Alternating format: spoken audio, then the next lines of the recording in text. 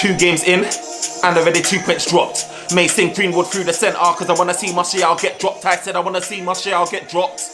Cause we're up against Wolves and Tony don't offer nothing up top. I said Tony don't offer nothing up top. 2 games in, and already 2 points dropped. Mason Greenwood through the centre, cause I wanna see Martial get dropped. I said I wanna see Martial get dropped. Cause we're up against Wolves and Tony don't offer nothing up top. I said Tony don't offer nothing up top. What? Yo, this is the OT99 Banter Room where opinions are shared and smoke gets served. Look, we're back again with another show. It's your boy Firms and I'm joined today by NK. And today it's the match preview. Manchester United versus Wolves. Manchester United is away again against Wolves. It's a tough team. They were a tough team last season to score against. It was like your 1-0s here and there for a lot of games that they had. Can Manchester United break them down? Is Varane going to start? Is Sancho going to start? But you know what? We've got a lot to talk about here. We've got, the transfer window. Look, it closes on the 31st of August, which is on a Tuesday. Are we going to get a deal done before it closes? We're going to talk about the Harry Kane news and what's happening with that situation. Obviously, he's come out and he's had something to say. We're going to talk about CR7, Cristiano Ronaldo. Some news came out on Basuma. We're going to talk about Pogba. So there's a lot to talk about. And then Declan Rice. We're going to talk about Haaland. We're going to talk about Sarniguez. So there's quite a lot to talk about, but we're going to try and whisk through it as per usual. So let's get this off then. Let's get this started. So look, NK, the transfer window is closing, as you already know. We've got 6 days left. The deadline is fast approaching, And Manchester United have originally come out and said, you know what? The news was always Manchester United is going to get about 4 signings, maybe 3, maybe 4, but 3 signings initially, but maybe for lucky 4. That's the story. So it was a centre back, a right back, a right wing, DM. And as we've seen, we've done two signings for Renan and Sancho, great signings, but then it's stalled. Like our business is stalled, it's slowed down.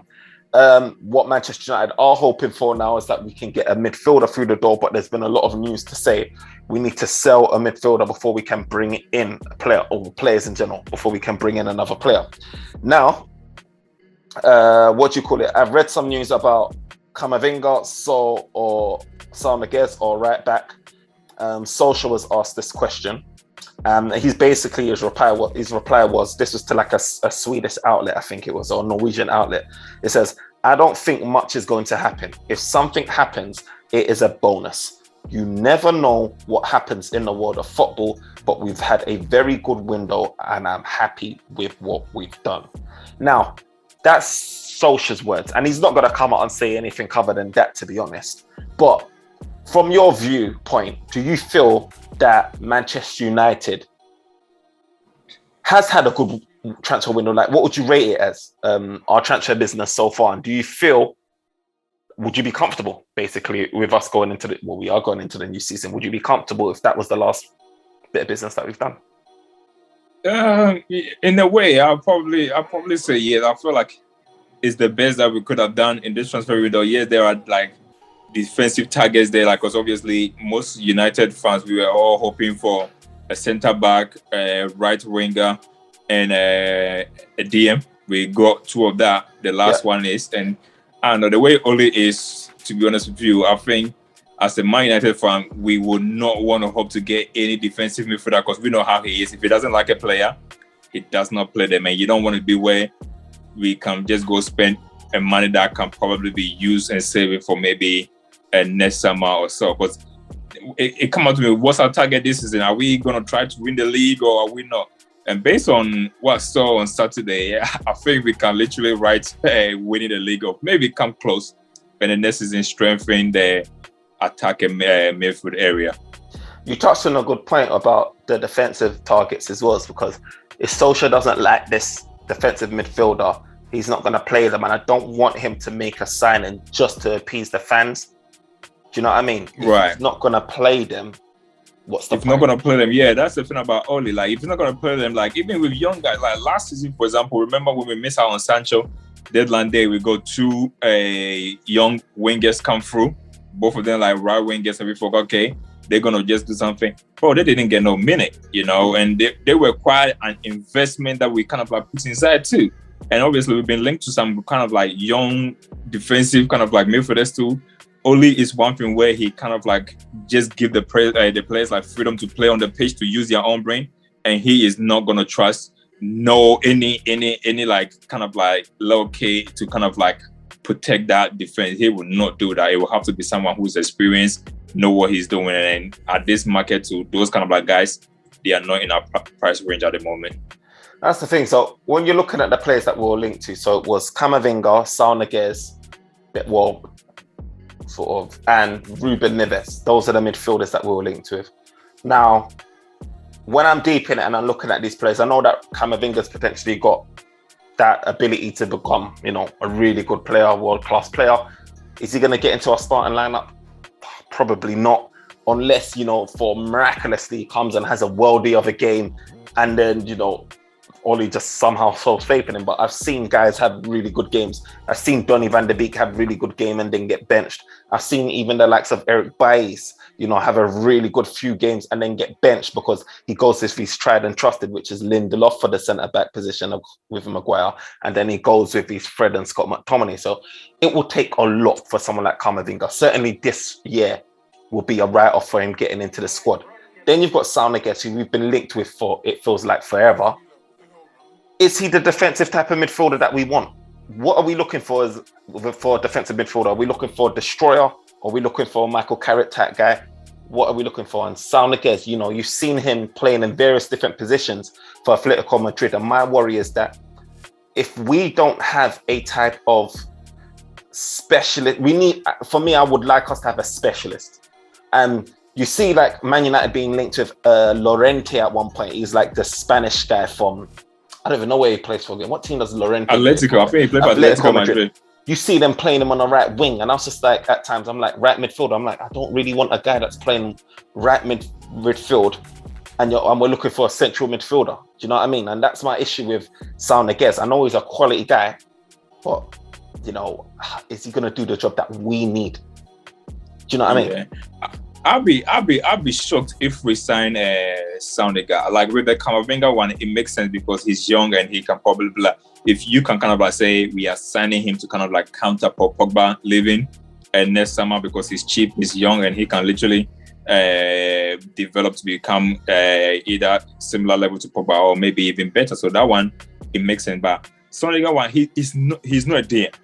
I've never seen him play for the DM because this guy Koke play in that DM position. He normally play, if they play free in the middle, he play more like on the left where Pogba kind of like plays. Yeah. And he sometimes even play like on the right hand side if they play 4-4-2. So his position just be by one position I've never seen him play is the DMB.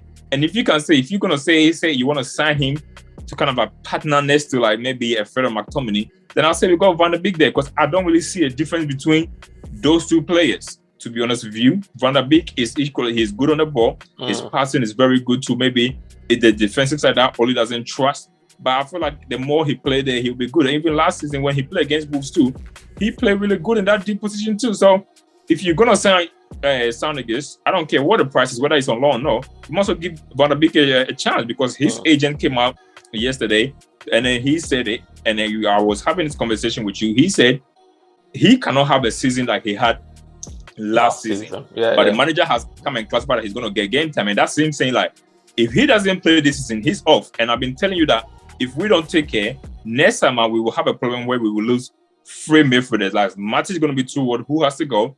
Van der Beek will not get enough game time this season, so he will want to go. And Pogba will not renew his contract, and then he might go. So maybe United are trying to anticipate for that because Oli just doesn't see Van der Beek as good enough to play. So that's why we are being linked to this kind of like midfielders that are not like a DM. Ruben Neves, for example, I feel like he's not signing that. If they will not make unless something go bad during the season, and they will try go for him in January because he's not really going anywhere. So that's how I see it. I'll be surprised if we actually sign a midfielder, to be honest. See, I feel like we should try to sign. See, you know what? It's crazy because I'm thinking in a sense where Pogba's staying and he is staying this season, which is why I'm saying like, you know what, I don't want Saul Niguez or whatever like that. But in reality, what could potentially happen is come January, Pogba's signing a contract with Real Madrid, PSG, because he can officially start having those conversations, and he leaves for free. Then we need to replace him. And then you have Matic, who's potentially going to move on. You need to go and replace him. And you know what I mean? It's just like we could be in a position where Donny van der Beek is like upset because he ain't had enough game time. You could potentially lose him. We'll be in control because we'll still have him under contract for a few years. But it's just like we could be in a position where we need probably 2 midfielders because Matic is gone, Pogba's gone. In that case, wouldn't you want to get one now and then also try for one next season or even in January? Because when I'm hearing about the Sarniguez deal, it's saying that his Chelsea's made a bid and he's available as well. Like Athletic Madrid is willing to let him go on a loan, right? And I don't know what it is, whether it's an obligation to buy, which I think is what it is, or mandatory, like you have to pay the required fee that they want. So I haven't really clarified that. I think it might be obligation, but then again, that's what's pricking the ears of Manchester United and Chelsea because it's minimal expenditure, right? He goes to the club, they assess him, see what he's like, and then make that decision at the end of the season. Yeah, I mean, with that whole thing, that's what I'm just trying to say. What is the plan if Pogba, because the thing is, they done it with Van der Beek, anticipating Pogba trying to go. He didn't go. And then we ended up having a player there that we have no use for, creating unnecessary media noise that we don't need. So with the Pogba situation, if they're trying to, if some part of them are not sure whether Pogba is going to sign a new contract or not, then you should have dealt with the situation. Tell Pogba, hey, if you don't want to go, then goodbye, go, and let's get someone inside. There's no point, because if you get like Shock to come in right now, and he doesn't get game time because you want to accommodate for Pogba, that is even going to affect his confidence. And you don't know if he's going to end up next season without a lack of game time, going to be good or not. I mean, I get that you want him to get used to the Premiership, but you don't want to have too many people in too many positions that you don't know. And to be honest, if you run out, Pogba is not even a midfielder anymore anyway. So that's another thing. Pogba is a winger. Yeah. He's a winger, so he doesn't even play in the middle no more. So maybe that's why we're trying to boost the middle of the pitch, to be honest. You know what? It's just, I mean, what I've been hearing is looking very unlikely anyway.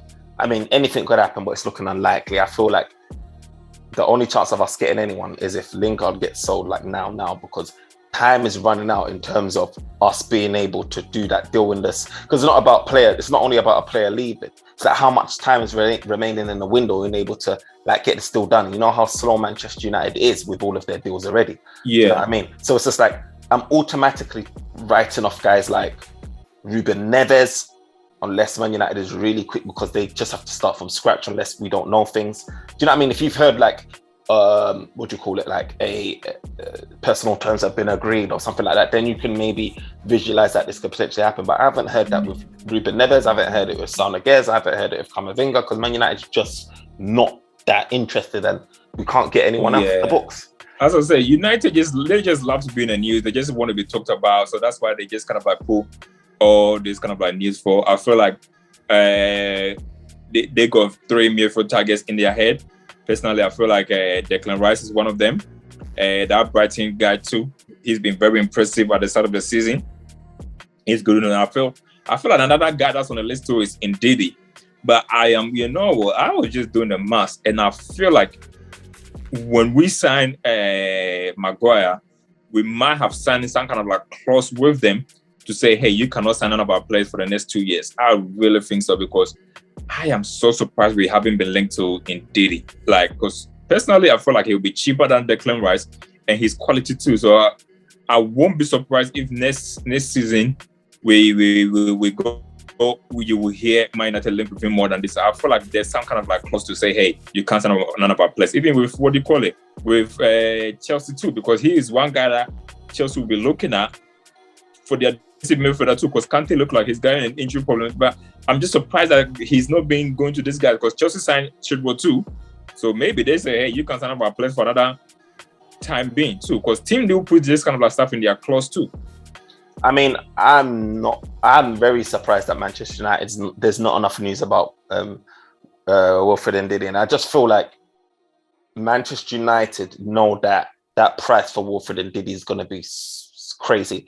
But for Manchester United's point of view, I can probably understand that. They tried to go for Varane, got Varane, got Sancho. Looking at our budget and thinking we can't afford him. But then, in the same breath, we're talking about Manchester United looking at Declan Rice, who's going to cost more than Ndidi. So why wouldn't he even be in that conversation? He needs to even be getting mentioned. And right the minute he's not getting mentioned. He's not. But that's what I'm trying to say. He will get mentioned next season, because even you remember when Barcelona signed Coutinho from Liverpool. Yeah. Liverpool put a clause there that they cannot take none of their players after a certain amount of time. So clubs do that. We just don't know about the year. But I don't know. Maybe next, because defensive midfielder wise, I think we should just forget about it this season. I don't see nothing coming in. If anything coming in, it will be right back. That's a place that we probably should focus more on than the defensive midfield, personally. So just on the defensive midfielders, yes, there's two more people I wanted to discuss. So you mentioned Bissouma as one of the names, and I know people were looking at his performances against in his last Premier League game, and they were like, he done really well. Bissouma done, was great. They're feeling like he could be the guy for Manchester United. He's available. He's free. He can basically hold down that position well and allow Pogba and Bruno to be able to do their thing in midfield without having to be worried about the defensive duties. Now, for me, I see a guy that is available. I see a guy that you can get, and you can potentially get him for. So it was against who was it against? It was against Watford. That was it when Brighton won 2-0. And I see a guy that you can get again, and he'll be no more than probably like 40 million. Manchester United again's not really linked with him, but I saw some news today. So this came from Duncan Castles. He works for the Times. I think he used to work for the Daily Mail. Yeah. He came out, and he's not rated as a guy that's like tier one, like really reliable. He's kind of more unreliable. They call him a tapping merchandise. He get a news from somewhere, and then where I went over the line, he just tap it in. For me, when I heard it from him, I'm just like, I wish this was coming from someone like a Fabrizio or something like that, but it's not. And basically, anyway, he's saying is Bissouma is being looked at by Manchester United. There are also inquiries from Liverpool and Arsenal. That's what his words were. He just put that out in a tweet, and that was very recent. And, like I said before, he's not really reliable, but it was the first time in a minute that we've been linked with Bissouma. And it was kind of exciting, but for me, if more comes out of that and you start seeing more credible journalists start mentioning things like Bissouma, then I'll start to be interested. But right now, it's just a pinch of salt at the minute. And the second bit is Declan Rice. So I read some news on this. So this came out of The Athletic. So basically, they're saying some members of Manchester United are advocating for Declan Rice's arrival. West Ham's valuation is said to be 100 million. This has so far pushed away any approach, but a bid for Lingard would invite communication over Declan Rice. Now that's coming from the Athletic as well. So it's seeming like the business isn't over, albeit it'd be very unlikely. It's not over yet, and there's potential that Manchester United could do some business somewhere, whoever that may be. And I don't think it will be Declan Rice anyway, because even if we do a deal with Lingard, I still feel like, and they're looking like they're saying 25 million is too expensive, or 30 million or whatever it is. They're still going to want at least 70 million pounds, you know what I mean? And I just don't see Manchester United coughing up that money, quite frankly. So I just feel like Declan Rice is a write-off. But what's your thoughts on that? Your final thoughts on I know you gave your verdict actually. Yeah, but as I said to you, I personally, as I said to you, I'll be shocked if United go there, because, well, first of all, we are one club that negotiation type of thing. We drag on negotiation. We always want to get the price one. And even when we agree on the price, we want to agree on the payment plan. And with a week to go, if we don't hear something there, I feel like one out the only deal that's more likely to be done is Camavinga, because he got 1 year left on his contract too. If they don't sell him now, he might end up leaving on free, and there's no way Rennes want to leave him on the free too. And that one too, I'm a bit surprised that United haven't really bid for him, because that should have been sorted out now, unless I heard that they were just trying to play with Rennes to kind of like reduce the price as low as possible. But they can even try to get him and then loan him back to Rennes, so they can get a cheap price for him and then loan him back to Rennes to say, hey, you know what, take him for the end of the season, and then he can come next season. And then whilst we try to figure out what Pogba's situation is, and then maybe next season they will look at Declan Rice and maybe Ndidi, because I feel like next season our budget should be like 150 million. You spend 70 million on a striker, 70 million go on a defensive mid, and if we haven't got right back cover to Trippier should be free at that time, so they can get him on a free transfer too. And that's free summer signings for next summer. You mentioned a point about the loaning the player back. I'm sure Rennes will welcome that, and I think Manchester United, Oli certainly, if he's not going to play the guy, then that's something probably that he should do. But I just don't see that sitting well with the fans. I think the fans would be outrageous. It would create a riot if we was to buy a midfielder, defensive mid. He's not a defensive midfielder, but a person that we say should be holding and managing that, loaning them back out. I think everyone would just have a fit and pass out. You probably have the ESL riots all over again. But let me ask you a question. Would you say your defensive midfielder option is Wilfred Ndidi, if you can choose one? Yeah. Would you rather us go into the new season not buying a midfielder, not buying Ruben Neves, Saul Niguez, Kamavinga, etc., Declan Rice, and then get your ideal preferred player next season, which is Wilfred Ndidi? Or would you prefer Manchester United if we had the opportunity to get one of those players now? And who would that be if you did want us to get a player now? I will wait for next summer, because I feel like signing them this season will not make any difference in terms of like us winning the title or not. I don't think it will. It would just make us maybe push more like we're supposed to push. Like, just say, without Ndidi this season, maybe we might finish maybe say 10 points off the top. With them, maybe it might be 6. Like, I don't see them making a big difference. So if you don't get them and you try to go fix anyone too, I don't see them working. I really don't see anyone working, because as I said to you, Oli is the guy that you have to give him what he wants. Because if you don't give him what he wants, he get lost with like what you end up giving him. There's a way that he does things, like when he want a player, he want to assess like their behavior, the way they play, how they're going to fit into the group. So if you give him something else, it's kind of like throw him off a bait, and then he doesn't know how to use them. So with Oli, you have to give them what you want. If not, you might as well just save your money, because we've seen that it has never worked when you give him a different option. No, I hear what you're saying. That's agreed. But you know what? Thinking about it, you're talking about the points position, that where we'll end up in the season or whatever. I'm thinking that City, now we know it's confirmed that they're not going to get Kane, and I'm going to get into that Kane story now. It's kind of giving me a little bit of optimism. Not to say that City's not a really good team, not to say that they can't blitz the Premier League out of the water, but I just feel like Harry Kane was a nail in a coffin to this. And today, my thinking today is, obviously City went last season, blitzed the Premier League, won it pretty comfortably. They didn't really need the striker in Aguero. I was injured most parts of it anyway. Gabriel Jesus and De Bruyne and Sterling and Ferran Torres did the job at false 9 when needed. Is that going to be the same story? Is it going to be the same story this season? Because you know how things can change, quite frankly, in football. We could find a situation where maybe they did need Aguero, maybe they're regretting letting him go. Or it could just be a replication of what they did last season and blitz it. But what I do know is this does give me a bit more optimism that they're not getting Harry Kane, because Harry Kane's a certified striker. Him and Grealish, you're almost talking about them winning the Premier League with points to spare. Their closest rivals being Chelsea now that they got Lukaku. And then maybe, City advancing in the latter stages of the Champions League, potentially even getting to the semis, finals, or even, like coming up against your likes of your Chelsea's or PSG, whoever it is going to be in there. So for me, anyway, it's only a good thing that they didn't get them. In that sense, it makes me feel like, okay, we done better business than City, because we've got Varane and Sancho. And if it translates correctly, hopefully it will shorten that gap as it stands right now. Chelsea is an unknown, because, they've got Lukaku, who looks like he's just a perfect fit for them.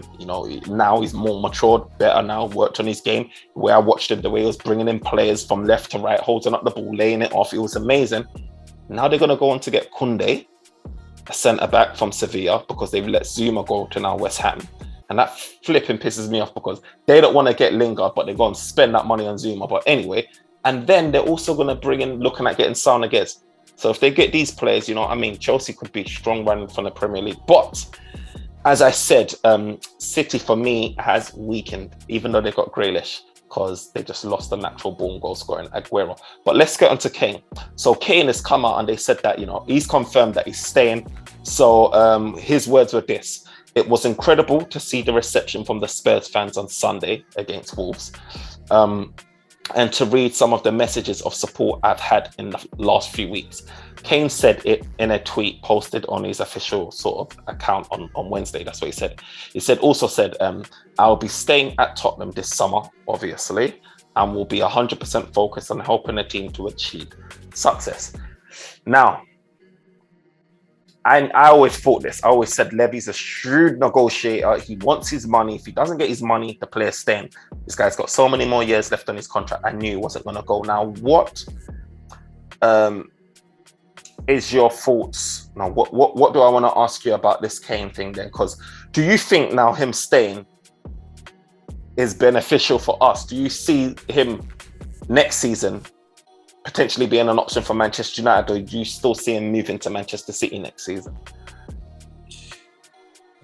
The thing is, Kane not moving is not beneficial for us. I feel like it's more beneficial for Chelsea, because we just talk about some of the deals that they're going to do, and I feel like if they do it, they are going to be more closer to City than we are. City last season, they had a problem scoring, but I feel like their defense and their clean sheet took them off the line too. And this season, I see them kind of like struggling too. It will be a tight race. Without Kane, it will be a tight race. No one said they're not going to win it, but they're not going to run away with it. That is for sure. So it's up to a lot of teams to kind of like take advantage.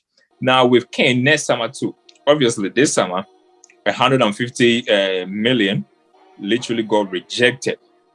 So which means he wanted more. I think it was like 130-ish. I think they came in with 100 million bid. Levy said go away. No, and I think 125 million. Yeah, something like that. And then he also rejected it like that again. So yeah, and we have known that from Sancho's situation anyway, players deal when they go down by say 30 million or so.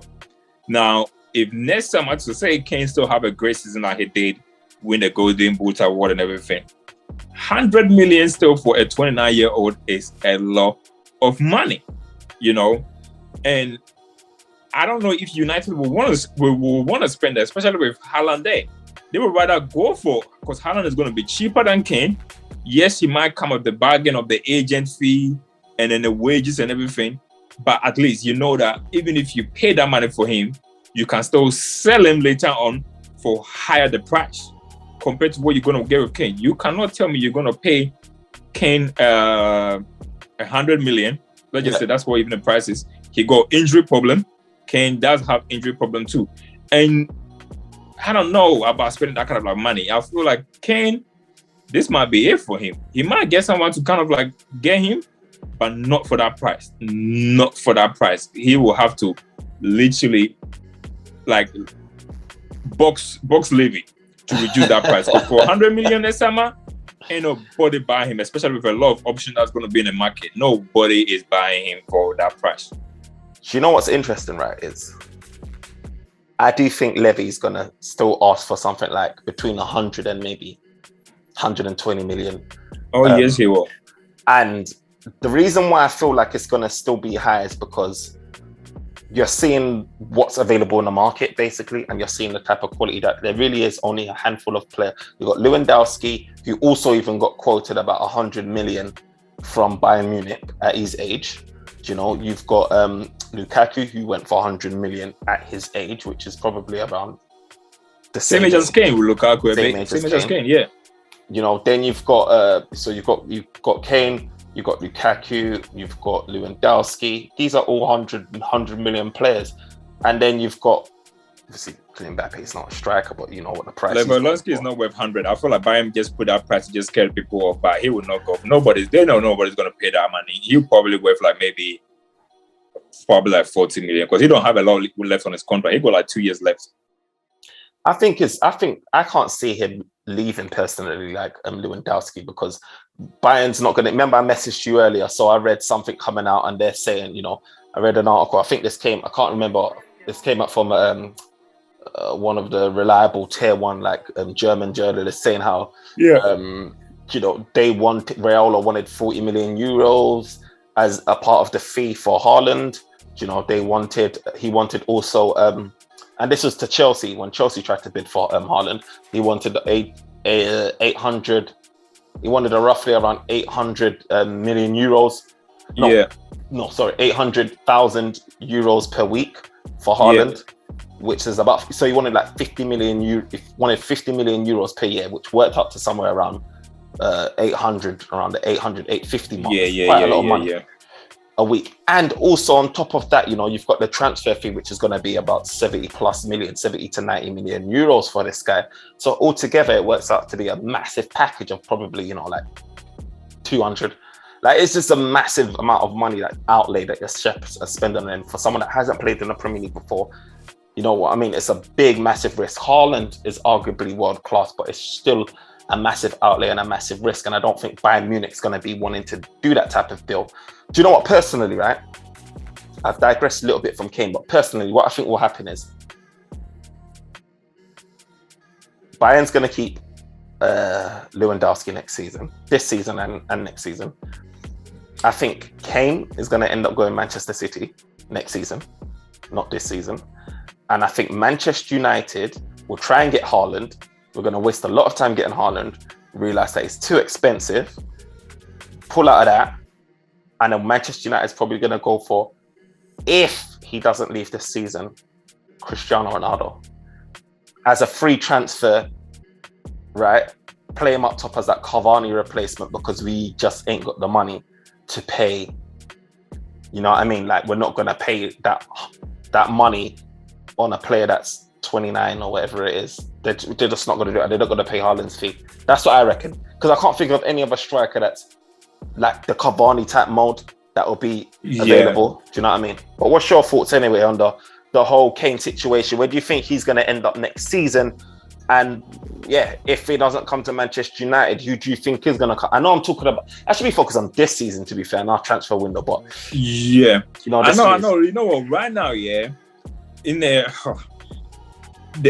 next week, it is gonna say a lot about how the transfer market is gonna be for next summer, especially with the transfer market. And I say this basically because of this Mbappe deal that Real Madrid are gonna try to make. Like, Mbappe and Haaland are seen as the future superstar. They're probably seen as the next Ronaldo and Messi. So each will be looking at each other to just see how much each other are gonna make in terms of like transfer money. Well, Mbappe probably will command more because he got like a year left too. But I don't feel like Guardiola will just want anything less than that. So I feel like that's going to determine a lot of the stuff, and that's what is going to determine what club they want to go to too. Haaland, we talk about world class and everything. He is good though, but he played in the German league, and even when he played there, he wasn't even a top goal scorer there. Lewandowski was the top goal scorer there, and even Andrew Silva outscored him there too. Say what you want about injuries or so, that was what it is. He scored a couple of goals in the Champions League and everything. He wasn't at the Euros, so we couldn't really see him there at the Euros too. So it's very ridiculous for him to come commanding that kind of like prices, and he will only command that because he feel like there's a lot of people after him. Because personally, he is not worth the money that he is commanding. Mbappe has done it with France. He's won the World Cup. Champions League has gone into the semi-final, like later stages and everything. Yeah. Obviously, PSG, you cannot rate him based on PSG alone too. But he was in the semi-final with Monaco. So he done it with Monaco. He done it with PSG. So he has done it. Haaland, I'm sorry, but he hasn't really... Yes, he scored goal. Yes, he's physical. Yes, he's young. But I don't know what I don't know why, if that is true, we'll have the balls to require 850 a week. That is ridiculous. And you know what? Yes, club will want him, but I don't see nobody paying that money. And if that's the case, the United will actually go for Kane than to go for him. But next season is going to be just a mess. And I do the definitely when United are involved in trying to persuade people to come to us, it just get hard. And as I said to you, it all depends on how we do this season. Yeah. Like, to get the best players that you're trying to go. I mean, Ronaldo will come because he's more about the money than anything, But guys like Haaland and Kane probably will come if we actually pay the money too. But with Haaland, which obviously United won, he want to rival Mbappe. And if Mbappe go to Real Madrid, he want to make sure that he go to a club that can, one, challenge for the league and challenge for Champions League, because he hasn't got that at Dortmund. And the next step will be to literally get the feeling of winning stuff, because he ain't doing that at Dortmund. And the next stage is to go to a club that will do that.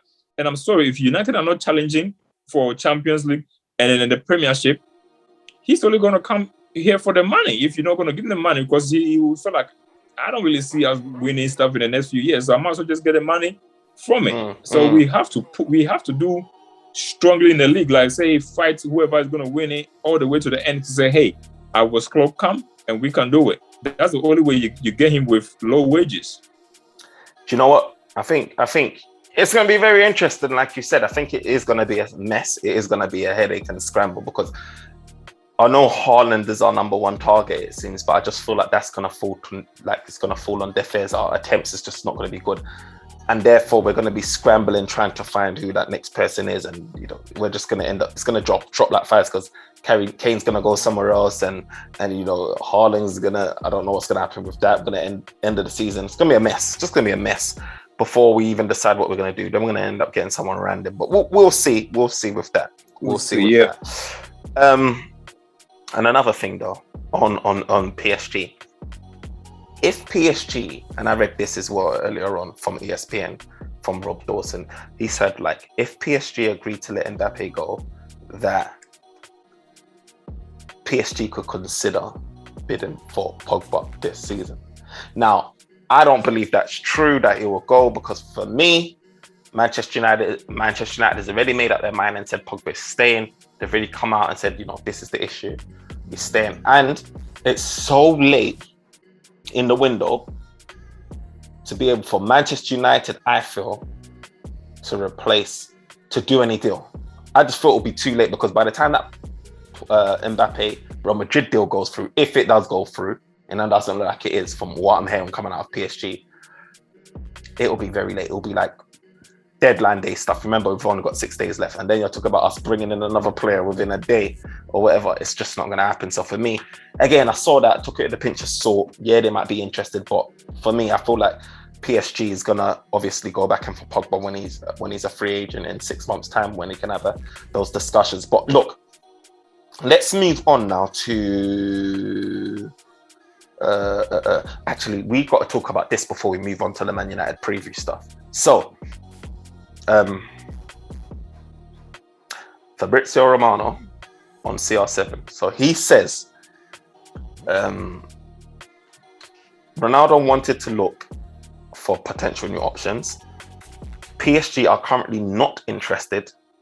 Mendes, his agent of Ronaldo, contacted Manchester City, but Juve want 25 million euros. That's how he talks. Have no intention of letting him go without that fee being paid. No, sorry. So what do you call it?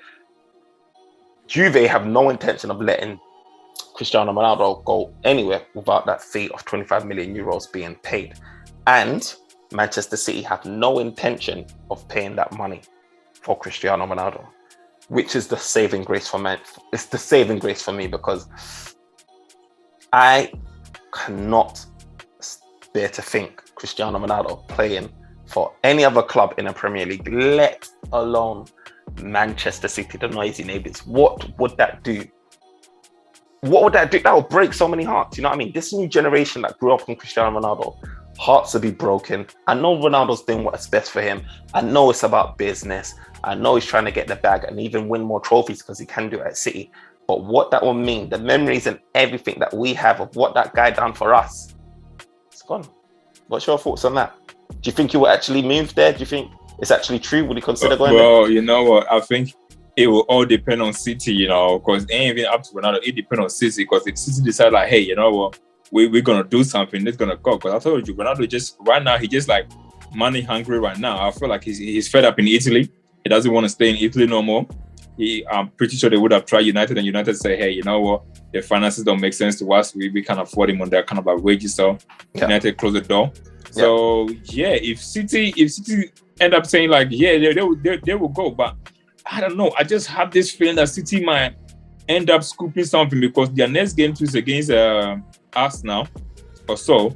But they might just decide, like, hey, we really desperately need a striker. And Ronaldo, it's just Juventus will sell. I think they talk about 25 million, but I think they would take less. You're just to scaring get rid me, of man. his wages. Just to get rid of his wages. But that is something we still need to keep an eye on it. I don't think we've seen the last of it. I really don't think we've seen the last of it because Ronaldo will just go anywhere. One, that the money is, and two, he will have opportunity to lift more trophies too. Because I feel like he's trying to counter Messi going to PSG. He does not want to see Messi lift the Champions League, and then they're going to talk about Messi was like one of the best players to also lift the Champions League with 2 different clubs. He want to create history to say, hey, I've done it with 3 different clubs. So watch this space. I don't think we've seen it. We've had the last of that Ronaldo. Look, I would be, if we don't get Kane, if we don't get Haaland or whatever, I would love to have Cristiano Ronaldo at our club next season, replacing Cavani up top. I know that guy will do the dirt. He's a leader, will bang in their goals. You lift the team, lift the fans, sell shirts, the whole shebang. But let's get on to the upcoming fixture. So Manchester United is up against Wolves. This is on Sunday, 4 p.m. local time, my local time, UK time. Way earlier for you, probably around, I don't know, 8 a.m. Probably like going to be 8 in the morning or 9 in the morning. It's something crazy like that. But do you know what? Manchester United is up against Wolves, and I'm expecting, I know I said this the last game, but I'm expecting Manchester United to be fielding out Varane as centre-back against Wolves. I'm expecting Manchester United to be starting Jadon Sancho. Jadon Sancho got a nice run out in the previous game. I think he came on around the 60th minute. He got a nice good 30 plus minutes under his belt. Varane has yet to kick a ball in a Manchester United shirt, and I think it's about that time that Manchester United unleash Varane, because Varane is someone that you could see is needed for this game. Now I know that they've got Raul Jimenez, who's slow but he's really good in the air, and you're going to need someone like Varane to counter that type of stuff. Do you know what I mean? You've got people like Adama Traore, and I don't know if he's necessarily going to start against Manchester United because I know that Adama Traore has been linked with Tottenham also. So I'm hoping that he ain't going nowhere with Kane staying. That's true. But I'm hoping that that is the case, and he isn't going anywhere, because for me, I do not want to see him starting. I don't want to see it because he gives us a lot of trouble. He's one of those ones that his speed just troubles our defenders, especially with our centre backs that are slow. It's stressful. And playing against Wolves is always tough. It's not a game where there's loads of goals. It will be like a 0-0 or 1-0. I think our most recent game was 2-1. It was a very tough game. And this is where you're going to need the creativity of Jadon Sancho. This is where you're going to need the defensive sort of ability and leadership to organise the back against people like Adama Traore and Raul Jimenez and even Pedro Neto and all of those stars that Wolves has got. So what's your thoughts on that game? What do you think the lineup's going to be, and what do you think the outcome is going to be? Well, after last weekend, I feel like it brought a lot of United fans back on earth, because we were sitting out here predicting like 3-0 against Southampton, like we're going to work there, but our eyes just opened straight away that we're not at that level yet. With the lineup, I guess scared about Oli. Oli is the reason why United, we are just not progressing, because as I told you, he's just too scared too. But one thing I want him to do is I want him to be consistent, because Southampton, we drew Southampton based on team selections. Rule number 1 as a manager, when a player play good, you keep them in the team. You don't change it for nothing, especially at the early stage of the season. You do not do that. For example, Bruno scored a hat-trick. You don't take Bruno off the team and you don't change Bruno's position because they play good. Same thing with Pogba. So why he took Greenwood off the top after the game he had at Old Trafford to shift him on the right, I do not understand that. As they say, if it's not broken, if it's not what do you call it, if it's not broken, don't fix it. Should have kept Greenwood up top. Change the right hand side, because James didn't have a good game, so change that. But then he done two things wrong. Took Greenwood off the position that he plays so good in, and then put in a position that he's not familiar. Yes, he got a goal, but overall play was not as good as he played against Leeds United too. So I will want him to go back there and put him back in the middle, because Martial had a terrible game, and Fred too had a terrible game. So did Lindelof too, and Maguire too. Now, if these guys start, if Martial start again after the game that he had, if Fred start again after the game that he had, if Matches start again after the game that he had, you are literally trying to tell these players that you reward mediocrity. And if I'm a player and I'm going on training every week, busting my gut at training hard, I'm going to feel like there is nothing I can do here to change this guy, man, because players are here having a bad game and they are still starting, you know. So he needs to just fix up and say, look, against Southampton, my defense was very shaky, so I cannot go there too. And based on past situation to where we have go there and we have been bullied by their strikers. The only time we didn't get bullied was when we play our team B, which didn't happen to have both Maguire and Lindelof there. And surprise, we actually did play okay in that game too, you know. So I expect Varane to play, because Maguire and Lindelof used to against Southampton too.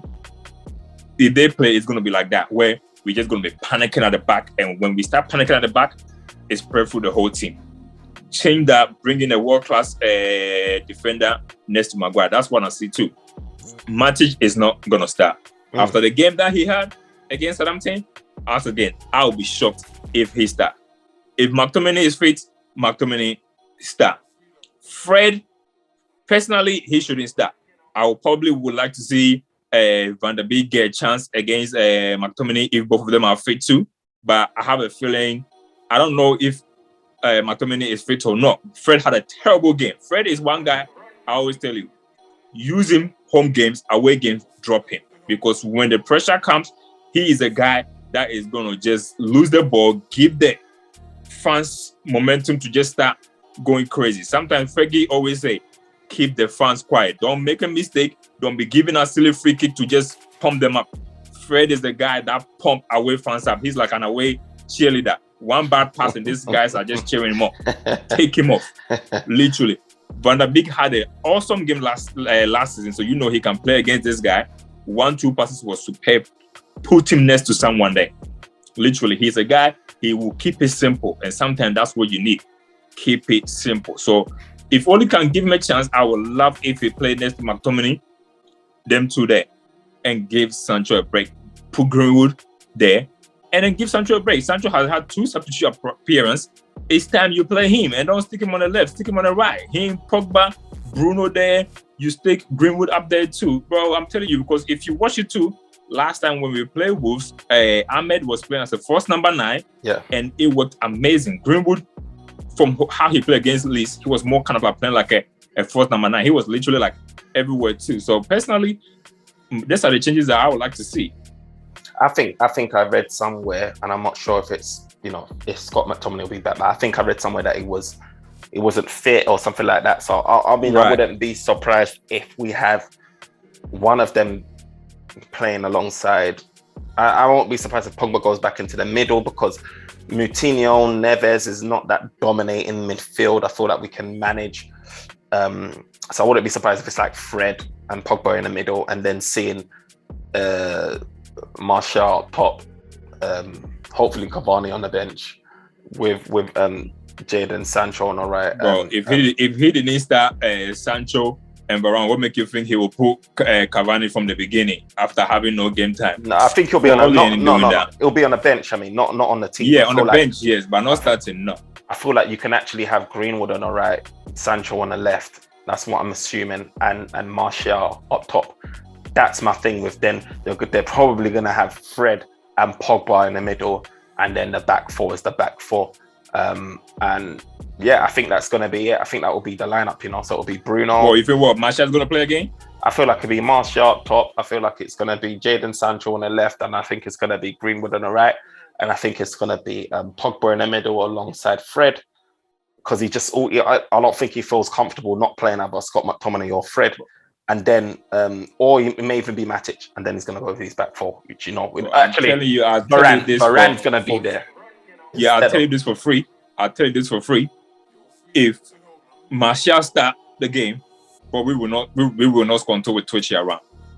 And if you shift Greenwood to the right hand side, that's what's going to happen. Because Greenwood, as I say, Greenwood is good, but when he play on the right hand side, he's very limited. He's not going to cross you the ball, and he's not going to be a guy to give you assists. That's not Greenwood goal. Greenwood is a goal scorer. So when you put him there, anytime he get the ball, he's trying to do a step over to gain. Wolves play free at the back, So trying to get that kind of a position is going to be very hard. And that's what I'm just trying to tell you. You put Greenwood in there, up top, where he doesn't have to stick to one position, and he's going to roam about like Ahmed did, where he was literally like everywhere. And then the Wolves, like centre back, did not know who to mark. It literally distract them, literally. Pogba, is he going to have a good time too on the left-hand side? Because at the back, I do not know how that is going to affect him there. These guys need space. And if you get people tracking back and they're playing 5 flat at the back, it's going to be hard for them to just do that because they're going to be double up on them too. So that 1-2 passes, that quick 1-2 passes is going to be very, very key. So keep them with each other too. I don't know, but I hope Greenwood start at the top, Sancho on the, on the right-hand side, and then Pogba. I don't see Pogba in the middle. I really don't see him. I feel like Ole has just... And you know what? That's one thing too that has been puzzle to me. We all said Pogba is not good playing in the middle against the big team because he doesn't track back. So why is he now playing even on the left against teams like Southampton? Right now, is Southampton a big team now that we scared that place ain't going to track back? Do you get what I'm trying to say? So if Pogba is not, if you don't trust Pogba, if McTominay was not fit to play that game, why couldn't you make it Fred and Pogba in the middle? Did we need 2 holding guys in there? Why did we make that to say, hey, you know what? These guys ain't Liverpool or Chelsea, so we don't really need that, and one guy can do the job. It just shows you I am literally, that midfield that we haven't solved is literally causing so much problems to our team, and it is just not good. It is causing so much big problems to the team. Final word. Match prediction. Scoreline. If Martial play, I'll probably go for a 0-0 or maybe Bruno penalty. If Martial play. If Greenwood play, I'll go for a 2-0 win. If Greenwood start on top. My prediction is probably going to be a 1-0. If Varane, I'm hoping he starts. He keeps a clean sheet on his debut. I keep rooting for Varane to start, but hopefully he starts, keeps a clean sheet on his debut, and we nick a goal. And it may even be that penalty, like you mentioned. It'll be 1-0. That's my prediction. 1-0 to Manchester United. Get those 3 points because we can't afford to be 6 points behind anyone at this stage. So no, we cannot. It is a must-win game. It is a must-win game. Obviously, Liverpool are playing Chelsea, so one of them are going to drop points at least, and that will be good for us. So if we win, we might be on top of either Chelsea or Liverpool. City cannot get on top of us too. So hey, happy days.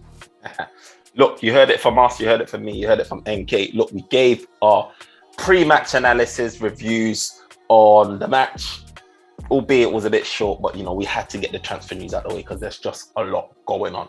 But before we sign out, remember to like, comment, subscribe, and support the team. Remember, follow on Instagram at OT99_banterroom, TikTok at OT99banterroom, and did I say Twitter at 99banter? Look, follow on all of those 3 platforms. Remember to like, comment, subscribe, share, and all that jazz. Peace.